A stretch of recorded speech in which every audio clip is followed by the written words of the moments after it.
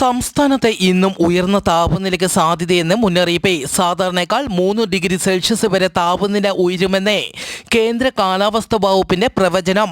തൃശൂർ, പാലക്കാട് ജില്ലകളിൽ 38 degree Celsius വരെ താപനില ഉയരും. കൊല്ലം, പത്തനംതിട്ട, കോട്ടയം, എറണാകുളം, കോഴിക്കോട്, കണ്ണൂർ, കാസർഗോഡ് ജില്ലകളിൽ താപനില 37 ഡിഗ്രി സെൽഷ്യസ് വരെ ഉയരും. ആലപ്പുഴ, മലപ്പുറം ജില്ലകളിൽ താപനില 36 ഡിഗ്രി സെൽഷ്യസ് വരെ ഉയരും.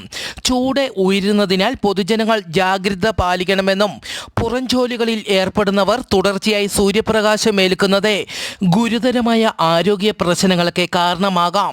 പകൽ 11 മണി മുതൽ 3 മണി വരെ നേരിട്ട് ശരീരത്തിൽ സൂര്യപ്രകാശം ഏൽക്കുന്നത് ഒഴിവാക്കണമെന്നും ദാഹമില്ലെങ്കിലും ധാരാളം ശുദ്ധജലം കുടിക്കണമെന്നും അറിയിച്ചു.